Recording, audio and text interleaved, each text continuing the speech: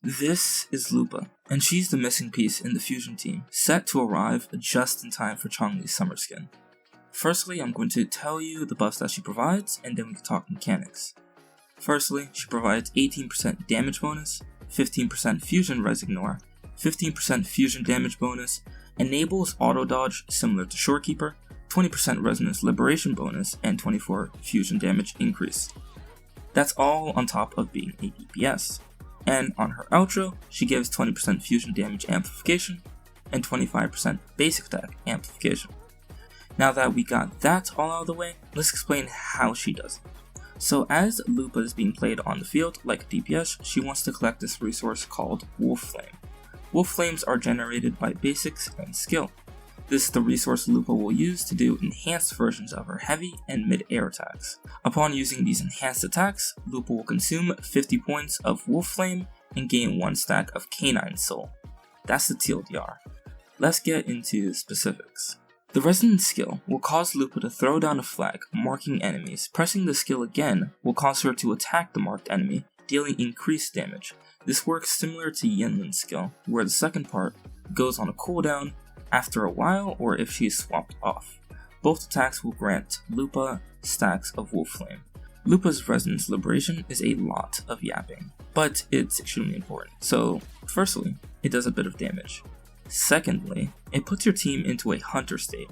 While in the Hunter state, your team's damage dealt is increased by 6%, and for every intro done, it increases by another 6% up to a maximum of 18%. Also, your team is given a Shorekeeper type buff where you can perform a perfect dodge after being hit or knocked up. Fourthly, it consumes all stacks of Canine Soul, forcing Lupa's next attack to be Foe Shatter. This attack consumes all Wolf Flame, deals a decent amount of damage, putting Lupa into the boiling state. In this state, the amount of Wolf Flame Lupa gains from her basics is increased by 500%, similar to Brant, but she cannot use her Resonance skill at all. Lots of yapping, but 2 more things. Additionally to granting the Hunter state, Lupa also grants her team Glory for 30 seconds. The Glory buff grants 5% fusion res ignore for each fusion character in the team, so 15 max. And finally, the last buff of her ultimate, after doing 2 intros in Lupa's Hunter state, her next intro will be enhanced, similar to Shorekeeper. Upon using this enhanced intro, she will end both the Hunter and the Glory state. So now that we're done talking about the Liberation, let's quickly talk about the heavy attack mechanic. If she is holding 50 stacks or more of Wolf Flame, once she casts her heavy attack, she will enhance it, consuming the stacks and granting her 1 Canine Soul. If she has 100 stacks of Wolf Flame, she can actually do the first heavy attack, press normal, and follow up that heavy attack with another heavy attack, consuming 50 Wolf Flame each and granting her quickly 2 Canine stacks. This is important for what I'm about to say. Once at 2 Canine stacks, Lupa's skill is enhanced or replaced with Wolf's Dance, consuming all Canine souls and dealing some damage. But if she's in the boiling state, this Wolf's Dance is further enhanced, making it deal more damage, and it is then considered Resonance Liberation damage. After casting either Wolf's Dance or Wolf's Dance Enhanced, Lupa will remain on the field for 5 seconds, even when she's swapped off. If an ally ends up using the Resonance Liberation within these 5 seconds, Lupa will perform an Assist attack, which is a new type of attack, and this can only be triggered once. Now, all of this sounds like a lot, so the core gameplay loop looks like you swap into Lupa from your Changli, use Lupa's Resonance Liberation to grant her all the buffs, and cast Foe Shatter to enter the boiling state. This allows you to quickly stack your Wolf Flame to 100 points. Then you cast your heavy attack Bite and Slash to use up all your flames and grant you 2 Canine Souls. Then you use your enhanced Wolf Dance skill and you swap out to Brant, whom you will use your ultimate on right away to ensure that you get Lupa's assist attack. It's pretty damn straightforward. It doesn't look that difficult or technical whatsoever. There's probably some type of tech where you could sneak in a skill, but at the current iteration, her skill is extremely unimportant and extremely unimpressive, unfortunately.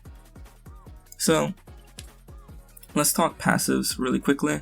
Lupa's first passive is once she's in the sprint state, after a few seconds she'll sprint even faster, and pressing normal attack will cause her to do some special attack. If you've ran around with the white cat claw, it's probably something like that. It's just a for fun passive, I guess. Doesn't do much damage. Upon casting heavy attack, bite, slash, or resonance liberation, or skill, Lupa's attack will be increased by 12%.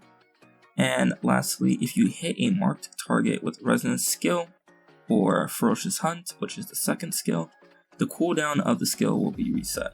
While this sounds really cool, like I said before, her skill is very underwhelming, so this will probably never be used.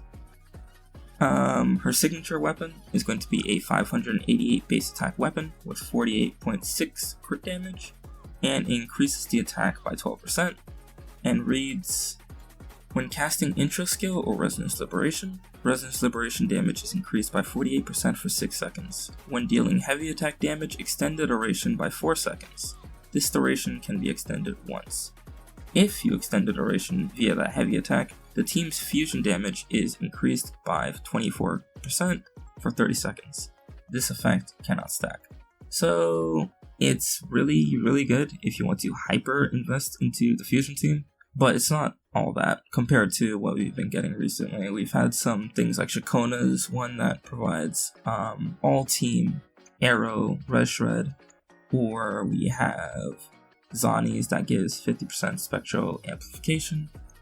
Obviously for support, DPS is pretty good, but a lot of her scalings are not resonance liberation, so she's only going to get this on a couple of her attacks. And lastly, let's talk echoes, because she got her own echo set. It's called Wolf Blaze. The 2-piece increases fusion damage by 10%, and the 5-piece, when casting Resonance Liberation, increases the team's fusion damage by 15%, and Resonance Liberation damage by 20% for 30 seconds, which is pretty damn good, considering that, the team is not going to be rocking a Rejuvenating Glow set, because it's going to be Brant. So, yeah, pretty good. Obviously, you don't want to rock this on anyone else. Actually, I guess it doesn't say that it doesn't stack, but it probably doesn't stack, or they'll change it to make it not stack. And lastly, I will do some closing thoughts while I show you guys the sequences, because I don't really care to cover them, and not a lot of people care about it.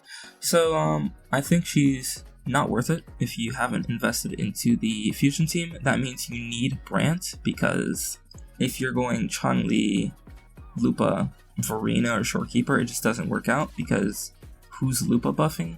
She buffs basic and fusion damage. Chun-Li doesn't do basic damage, she does skill damage.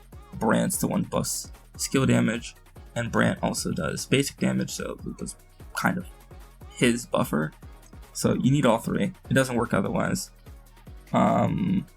If you have all three, it's pretty decent. I don't know if I'd invest to it right now. Like on the anniversary banner, if I'd roll Brant right now because Lupa's coming out. If you like a design, go for it. That's not what type of device you're here for. It's more like meta. So meta-wise, I think the team's okay. I don't think it's gonna be all that.